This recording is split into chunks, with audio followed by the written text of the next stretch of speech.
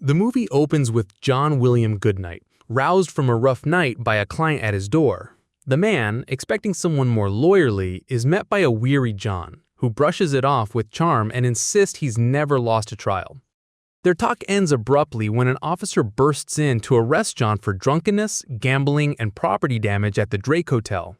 John tries to smooth it over, offering to pay for the damages, but is cuffed on the spot, until a well-dressed man intervenes with a single letter.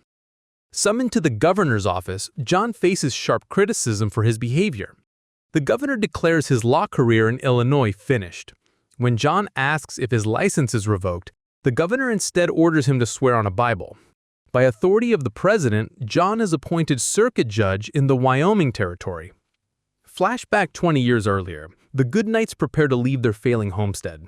John's parents quietly mourn all they will miss, the vast land and endless sky. His mother offers to sell her wedding ring for more time, but his father refuses, saying some things, like a ring or a man's soul, should never be sold. Outside the general store, young John asks if they have enough money for candy. The kind shopkeeper lets him take a handful, while Circuit Judge Aldous Shaw, traveling with his wife Rebecca, notes his own taste for peppermint. The Shaw will accompany the Goodnights by wagon to Laramie. Along the road, Shaw shares wisdom that a true man does right by his family, wherever life takes him. Rebecca speaks kindly with Mrs. Goodnight, confessing she and Shaw never had children. Curious, John asks if Shaw has ever killed anyone. Shaw answers gravely, yes, but only in the name of law.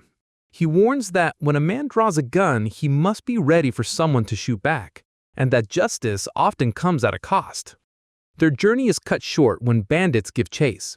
Shaw recognizes them as kin of a man he once hanged, now out for revenge. Panic erupts as the driver pushes the horses faster. Gunfire rips through the air. Shaw and John's father manage to kill 2 bandits, but the driver is shot and the wagon overturns. John hides in the bushes, watching as his father kills another attacker before being gunned down himself.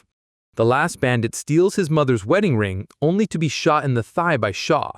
Before dying, the bandit stabs Shaw, leaving him fatally wounded. Mounting a horse, the outlaw flees.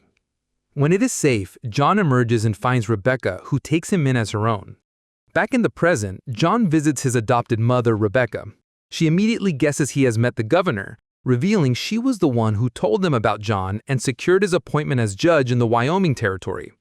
John protests that Wyoming is one of the most dangerous, lawless places in America, where the last 3 judges died violently.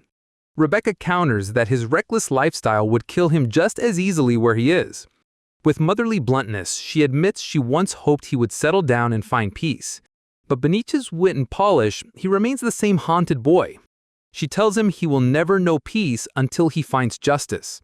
She reminds him that though he lost his parents and she lost her husband, they found each other. With quiet conviction, she urges him to hunt down the man who killed their loved ones. John admits he still dreams of killing the outlaw, and she confesses she does too, but warns there is a difference between justice and revenge. Before he leaves, she gives him Aldous his gavel, his gun, and the very knife that killed him. Handing over the relics, she offers her blessing. Now in the Wyoming Territory, John presides over a makeshift circuit court under open skies. He moves briskly through case after case, fines, jail terms, dismissals, and stern lectures in quick succession. The court feels both orderly and chaotic, mirroring the wild land he now governs. That evening, John enters a saloon and orders whiskey, telling the barkeep to leave the bottle. He asks about a man in his 50s with a limp from a gunshot wound. The bartender shrugs. Many men limp through, most from the war. When asked if he's a bounty hunter, John replies flatly, he's the new judge. The barkeep quickly apologizes and agrees to keep watch. Testing him, the barkeep hints at a bribe, suggesting leniency for one of his girls on trial. John shuts him down cold, saying he doesn't take bribes. In court, the case of Jones versus Landry comes up. Banker Mr. Jones, pompous and self-important, claims Miss Landry stabbed him without cause, leaving him unable to work. Landry insists she acted in self-defense. Jones followed her out of the saloon drunk, tried to force himself on her, and hit her when she resisted. Jones shouts in denial, boasting of his reputation as a pillar of the community. John listens, then rules sharply. If Landry had meant harm, she wouldn't have chosen his hand. The wound shows defense, not assault. And while there may be reasons to stab a drunk man, there is never a reason for one to strike a woman. He dismisses the charges and adds a final barb.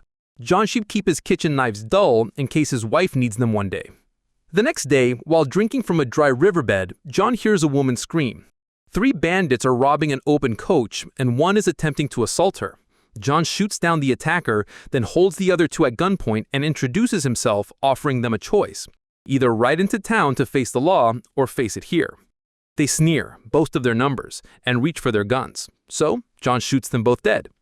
Checking on the woman, Kate Ramsey, he finds her shaken but unharmed.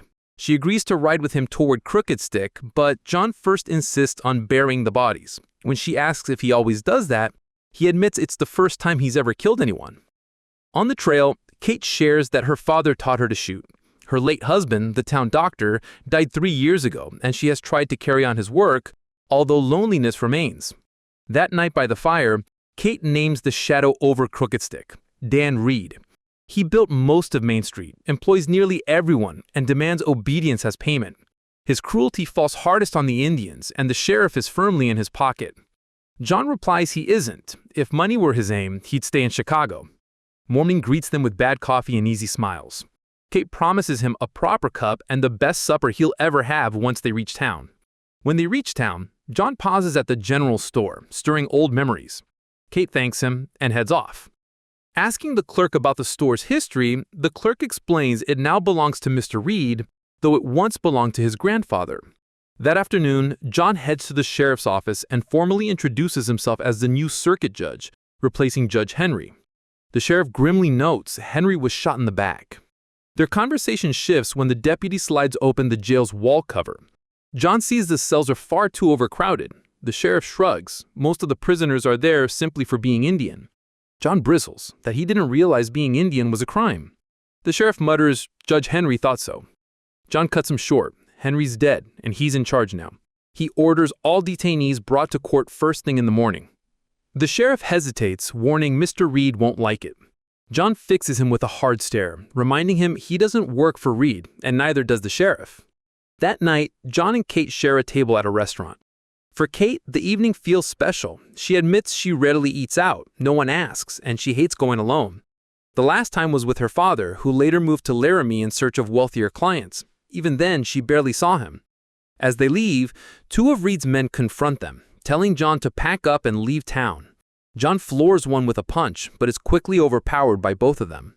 Later, after Kate stitches up his wounds, the tension between them breaks and they spend the night together. The next morning, before court begins, Dan Reed limps up to John, polite on the surface but seething underneath. He offers a fine gun as a gift, a veiled bribe. John recognizes it and refuses with a sharp retort. He already has a gun, and in his court, no one keeps weapons. All must be left with the deputy. Inside a canvas tent serving as the circuit courtroom, John opens by recalling his boyhood in the town. It has grown, but much remains the same, especially the mistreatment of the Cheyenne, who have sat in jail for 30 days. The sheriff claims they trespassed on Reed's land, but he never saw it himself and can't even say where. Naturally, Reed becomes the source of the accusation. On the stand, Reed brags of his 100,000 acres and sneers at the Cheyenne as savages. John needles him about his many businesses, the hotel, the restaurant, mocking how one man can claim to serve the town, yet trample its oldest inhabitants. Then Curtis Whitecloud speaks for his people. They weren't arrested trespassing, but were beaten, abused, and dragged through town like cattle. John notices bruises on his wrists. When asked who did it, Whitecloud points directly to Reed's men. The room falls silent when John asks for witnesses, until Kate steps forward. She testifies she saw Whitecloud dragged down Main Street. Reed had threatened to burn her clinic if she spoke, but she refuses to stay silent any longer. John thanks her and delivers his ruling. Though the law grants no special protections to Indians, it forbids holding anyone without cause. And in his court, every person is a human being. He declares the Cheyenne free, then, locking eyes with Reed, warns him, no matter how much land he owns, if another abuse occurs, this court will deliver a verdict he won't like. As the Cheyenne depart, Reed leans close and mutters a final threat. This isn't over. After court, John visits the gray-haired owner of the general store. The old man recalls the day Judge Aldous Chaw last passed through. John presses about the outlaws who killed Shaw, but the owner claims not to remember. He fills in the detail. One was shot in the leg and rode off. If still alive, he'd be about 50, good with a gun, and limping. The old man narrows his eyes. That sounds like Dan Reed. That night, John is pulled into the street where a crowd has gathered. Curtis Whitecloud lies dead, murdered. Kate whispers that Reed is behind it. Enraged, John storms to the sheriff and drags him into the restaurant, where Reed dines with his men, calm and arrogant. He orders the sheriff to arrest Reed for murder. Reed coolly insists he's been at dinner all evening, his alibi airtight. He smirks confident no one will dare oppose him. John doesn't move, his hand resting on his gun, daring Reed's men to try. The room teeters on the edge of violence, until finally Reed waves his men down. Dragged to jail, Reed sneers at the filth of his cell and mocks John for risking his life over a dead Indian. John leans in, voice hard. 20 years ago, Reed and his gang gunned down a wagon outside town, killing my family and Judge Shaw. They thought no one survived, but John did. Now face to face, he swears Reed will hang him for it. Reed snarls in denial, claiming he's never killed a judge, yet. Gunfire rips through the night as Reed's men unleash a barrage on the sheriff's office. In the chaos, John sees Kate holding hostage. Reed seizes the moment, mocking that feelings for a woman cloud a man's judgment. Forced to choose, John unlocks the cell and trades Reed for Kate's life. Before leaving, Reed sneers that John won't get out of town alive. Kate is freed and shaken, but safe. John apologizes, but she won't let him shoulder the blame. Reed would have come anyway. He urges her to take his horse and escape, but she refuses to abandon him. In a rare moment of honesty, she admits she feels something for him. They promise, if they survive, they'll celebrate together. As they kiss, John notices a ring hanging from her neck, his mother's wedding ring, stolen in the massacre. Pressing her, he learns it was a gift from her father. Francis Lagrange was one of the gang that slaughtered John's family and Judge Shaw. Kate is horrified, realizing her father's wealth came from blood and theft. John swears he'll bring Lagrange in, dead or alive. Devastated, Kate leaves. At dawn, John steps into the street, gun in hand, as Reed and his gunmen ride in. Townsfolk scatter indoors, sensing the gunfight to come. Reed taunts that it didn't have to end this way, John could have left. He even recalls the pearl-handled pistol he once offered. John presses, demanding to know where he got it. Reed grins darkly, a poker game in Laramie, won from a man named Lagrange. It confirms the truth. Kate's father was the outlaw tied to John's past, not Reed. Reed orders his men to fire, but before the first shot, an arrow slams into his chest, knocking him from his horse. Cheyenne warriors erupt from cover, losing arrows that cut down Reed's men. The outlaws retaliate, but one by one they fall, until only Reed, limping, escapes into a barn. John follows, ambushes him inside, and with gun drawn, rips the arrow free. He drags him out and delivers him to the deputy to face justice. John rides straight to a motel in Laramie, asking for Lagrange, and introducing himself as the judge. Upstairs, a guard blocks the door, but that night, John slips in through the window, knife in hand, ready to kill the aging outlaw. Lagrange greets him calmly, saying he's been expecting this moment.